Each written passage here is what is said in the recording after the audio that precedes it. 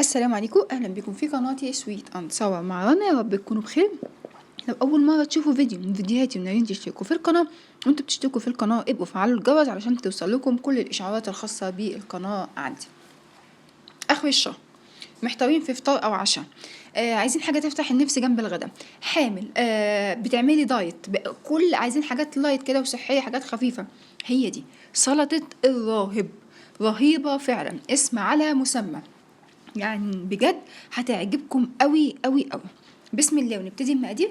اول حاجه هنجيبها هو بتنجان، هنكون شاويينه على البوتاجاز او في الفرن زي ما تحبوا. انا عن نفسي ما بحبش البتنجان يتشوي غير على البوتاجاز.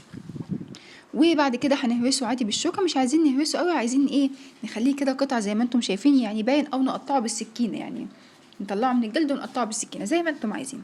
ده نص كيلو من البتنجان الرومي.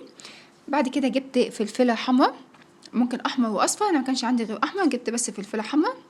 وفلفله رومي اخضر برضو قطعتها صغير، ويا سلام لو شوينا الفلفل ده كمان مع البتنجان حاجه تانية خالص.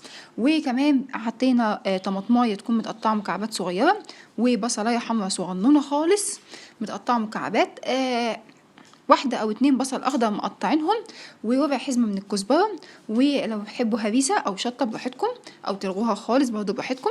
وحطينا ملح وفلفل وكمون وكزبرة وفص توم، حطوا توم لو انتم من محب التوم، زودوا التوم طبعا هيديها نكهة أحلى للناس اللي بتحب التوم كتير.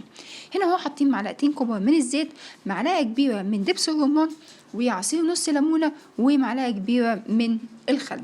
وهنبتدي كلهم كده نقلبهم على بعض، مش اكتر من كده. بصوا شايفين كم الفوائد، يعني طبق عامل ازاي، حرام انه يتحط حتى طبق جانبي. ده فعلا يعني انا بعمله، بفطر بيه، بتعشى بيه، ساعات ما بيكونش ليا مزاج خالص للغدا، يبقى هو ده رهيب فعلا. حطينا فوق الوش كده شويه من دبس الرمان، ممكن تلغوا دبس الرمان لو مش عايزينه او ما عندكمش، ما تكلفوش نفسكم.